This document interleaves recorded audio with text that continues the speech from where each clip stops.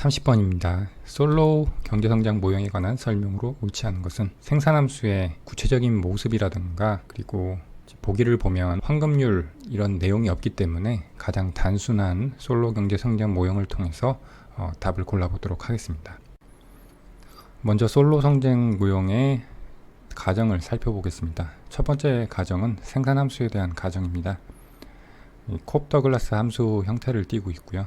그래서 단순 모형이기 때문에 노동의 효율성을 나타내는 부분이 없이 설정을 했습니다. A는 총 요소 생산성이고 K는 자본, L은 노동입니다. 이 콥 더글라스형 생산함수의 특징은 동차함수라는 건데요. 이 오른쪽에 보시면 투입 요소인 K와 L 대신에 람다를 곱해서 람다 K와 람다 L을 대입해 봤습니다.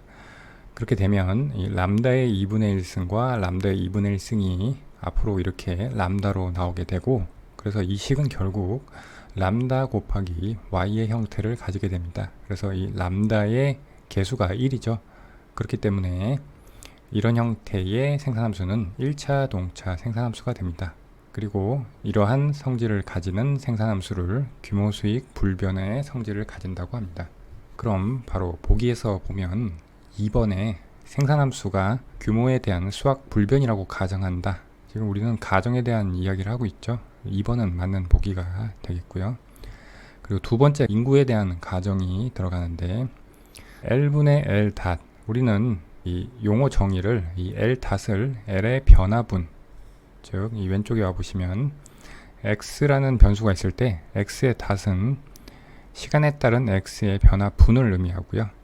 이것을 X로 나누면 변화율이 됩니다. 그래서 기호를 X의 물결 표시로 앞으로 사용하겠습니다. 다시 2번으로 오면 그래서 L분의 L 닷은 L의 물결이 되겠죠. 이것은 스몰 n이고 인구 증가율이라고 합니다. 그리고 델타를 감가상각률이라고 정의를 하고요. 세 번째, 생산물 시장의 균형식인데 총생산은 소비 더하기 투자, 이것을 균형해서 만족을 해야 된다는 가정입니다. 그리고 네 번째는 저축 함수에 대한 가정인데요. 이 저축 라지 S는 스몰 s 평균 저축 성향, 저축률을 의미하는 스몰 s 곱하기 소득 y가 됩니다.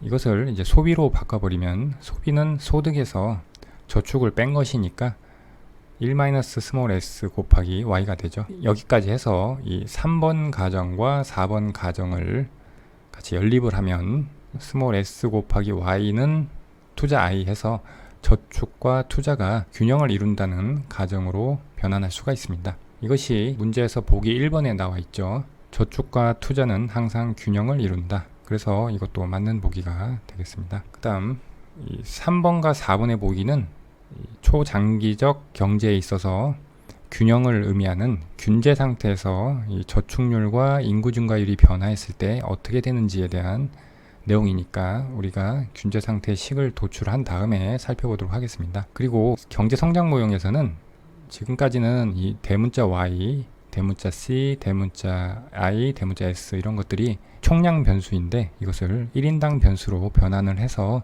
우리가 분석을 해야 됩니다. 그래서 1인당 변수로 변환을 하기 위해서 인구인 L로 나눠서 변수를 변환을 하겠습니다. 그래서 이 생산함수를 양변을 L로 나누면 이것은 스몰 y가 되고요. 1인당 변수인 스몰 y로 변환이 되고요. 이게 보기에서 얘기하는 1인당 소득을 의미하는 거고요. 그리고 우변은 L로 나누면 A 곱하기 L분의 K의 2분의 1승이 되고 우리는 이 대문자 K를 1인당 변수인 스몰 k로 이렇게 치환할 수가 있습니다. 그래서 생산함수를 총량의 모습에서 1인당 모습으로 바꾸면 스몰 y는 A 곱하기 스몰 k의 2분의 1승이 됩니다. 1인당 소득을 나타내는 생산함수를 보면 이 y라는 것은 결국 이 스몰 k가 어떻게 되느냐에 따라서 결정이 된다는 것을 알 수가 있죠. 지금 이 솔로의 단순 모형에서는 앞에 붙은 대문자 a가 그냥 주어진 것으로 가정이 됩니다. 그래서 이 스몰 k 1인당 자본량이 어떻게 되느냐에 따라서 이 경제의 1인당 소득이 결정이 되니까 우리는 1인당 자본의 움직임에 주목을 해야 됩니다. 그런데 이 1인당 자본의 변화율을 알기 전에 먼저 라지 K의 변화분으로부터 시작을 해보겠습니다. 라지 K의 변화분은 자본의 변화분인데 이것은 투자에서 감가상각된 부분을 뺀 것으로 정의가 되겠죠. 그리고 우리는 네 번째 가정에 의해서 이 투자 I가 저축과 같다는 가정을 했죠. 그래서 투자를 저축으로 바꿔주고요. 이 S 곱하기 Y 마이너스 델타 K가 K의 변화분이 되고요. 이것을 K로 나누면 변화율로 바뀌게 되죠. 그래서 변화율로 이렇게 표시를 했습니다. 여기까지 정리를 하고 우리는 스몰 k의 변화율을 구해야 되니까 왼쪽에 와 보시면 스몰 k는 L분의 K입니다. 이것을 변화율의 식으로 변환하기 위해서 양변에 자연대수를 취한 다음에 시간에 대해서 미분하면 스몰 k의 성장률은 라지 k의 성장률 마이너스 L의 성장률이 되고 이것은 이 아래와 같이 스몰 k분의 k 닷은 라지 k분의 k 닷 마이너스 L분의 L 닷으로 변환할 수가 있겠죠. 그러면 이 식에 우리가 라지 k분의 k 닷은 이쪽에서 먼저 구했죠. 그리고 라지 L분의 L 닷은 인구 증가율이라고 2번 가정에서 우리가 설정을 했습니다.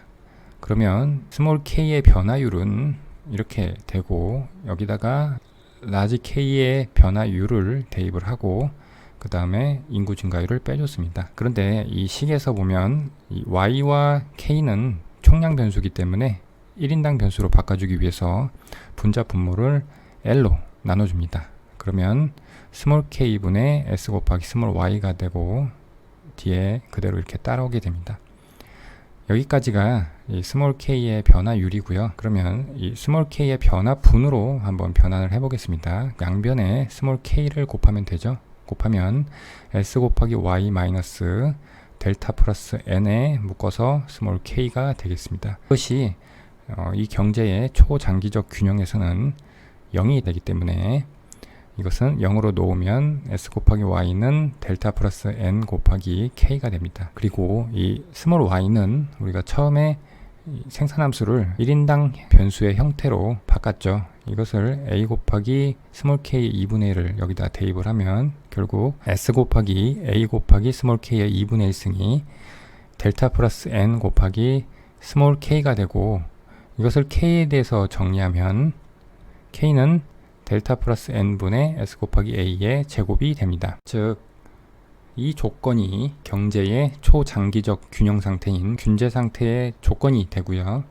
그래서 k에 대해서 정리하면 k는 이런 모습을 갖게 되고 k를 1인당 소득인 스몰 y의 우변에 대입을 하면 1인당 소득은 스몰 y는 a 곱하기 여기서 제곱이 날라가죠.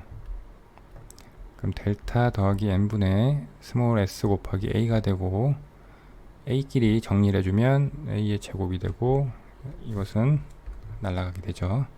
그러면 이것이 균제 상태에서의 1인당 소득이 됩니다. 이제 보기 3번과 4번을 보겠습니다. 저축률이 상승하면 그러면 이 식에서 이 식을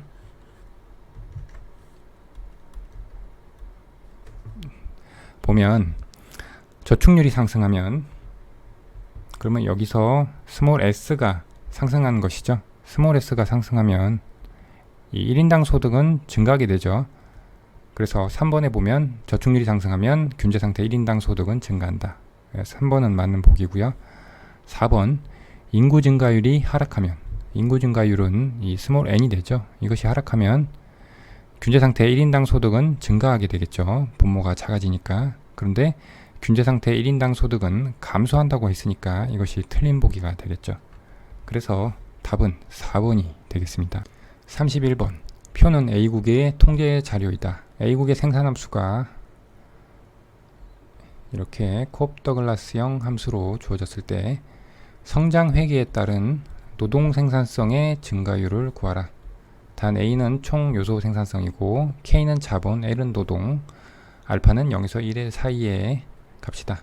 지금 이 생산함수를 보면 이 생산함수를 결정하는 것은 A, K, L 세 가지인데요. 즉, 이 한 나라의 경제 성장률은 기술의 진보율, 즉 총 요소 생산성의 증가율, 그리고 자본의 증가율, 그리고 노동 증가율의 합으로 구성됩니다. 그래서 이 각 요소들이 경제 성장에 기여하는 상대적 크기를 알아보는 것을 우리는 성장 회계라고 합니다.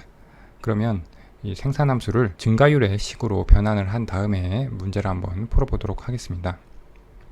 먼저 생산함수를 그대로 한번 써봤습니다. 그리고 우리가 구해야 되는 것은 이 노동 생산성 L분의 Y의 증가율이기 때문에 양변을 L로 나눠서 이렇게 노동 생산성의 식으로 변환을 했습니다. 그러면 이것의 증가율을 구해야 되는데 우리는 증가율을 구하기 위해서 양변의 자연대수를 취해서 로그의 성질에 의해서 이것을 분리를 하고 이 지수가 앞에 개수로 내려오죠. 이렇게 변환을 한 다음에 양변을 시간에 대해서 미분을 하면 변화율의 식이 되죠. 그러면 노동 생산성의 증가율은 이 총 요소 생산성의 증가율 더하기 알파 곱하기 L분의 K의 증가율, 즉 자본 노동 비율의 증가율이 됩니다. 지금 문제에서 주어진 것을 보면 총 요소 생산성의 증가율이 1%로 주어졌죠.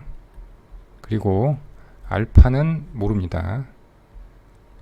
그런데 이 L분의 K의 증가율, 이것은 4%로 주어졌죠. 그럼 이 알파를 구해야 되는데 이것은 여기 보면 노동소득 분배율과 자본소득 분배율을 계산을 해서 어떤 것이 알파인지를 도출한 다음에 대입을 해서 풀면 되겠죠. 자, 우리는 이 노동소득 분배율과 자본소득 분배율을 구하기 위해서 이윤극대화를 추구하는 기업의 비용 극소화 조건으로부터 출발을 해보겠습니다. 비용 극소화의 1개 조건은 한계 기술 대체율인 MRTS LK가 생산 요소의 가격 비율인 R분의 W와 같다는 것입니다.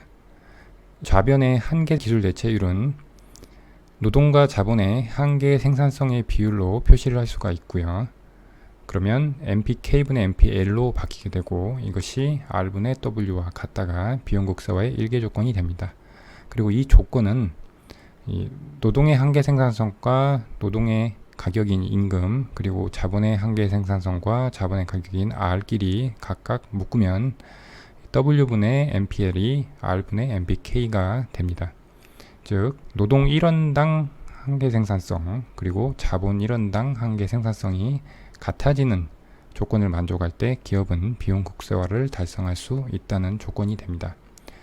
그런데 이것을 이렇게 역수로도 표현할 수가 있습니다. 이 역수로 표현한 것은 무엇이냐면 이 W라는 것은 노동을 한 단위 추가로 고용하는 데 드는 비용이라는 의미를 가지고요. 이 MPL은 노동을 한 단위 추가적으로 투입했을 때 상품 생산량의 증가량을 의미합니다. 즉, 이 MPL분의 W라는 것은 상품 한 단위를 추가로 생산하는 데 드는 비용, 즉 한계의 비용을 의미합니다. 이 자본으로 표시하면 MPK분의 R이 되고요. 그런데 이 기업은 한계 수입과 한계 비용이 같다는 조건 하에서 이윤 극대화를 달성하게 됩니다. 그래서 MR과 MC가 같다는 조건을 만족해야 되고 이 MR은 MC, 즉 우리가 여기서 구한 MPL분의 W 그리고 MPK분의 R로 대신 쓸 수가 있고 그러면 노동에 대한 것과 자본에 대한 것으로 구분해서 이렇게 표시를 할 수가 있습니다. 그래서 노동의 가격은 한계 수입 곱하기 노동의 한계 생산성 그리고 자본의 가격은 한계 수입 곱하기 자본의 한계 생산성 이 조건을 만족할 때 이 기업은 이윤 극대화를 달성할 수가 있습니다. 그리고 우리는 모형의 단순화를 위해서 완전 경쟁 시장을 가정을 하면 이 한계 수입이라는 것은 시장에서 주어지는 가격과 같게 됩니다. 그래서 이 위의 식은 MR을 P로 바꾼 이 식으로 바뀔 수 있게 되고 그러면 이 P 곱하기 MPL은 VMPL이라고 해서 노동의 한계 생산 가치라고 우리가 부르죠. 그리고 밑에 것은 VMPK라고 해서 자본의 한계 생산 가치라고 표현할 수가 있겠습니다. 자, 이제는 이 노동의 가격과 자본의 가격을 가지고 노동소득 분배율과 자본소득 분배율을 계산해 보겠습니다.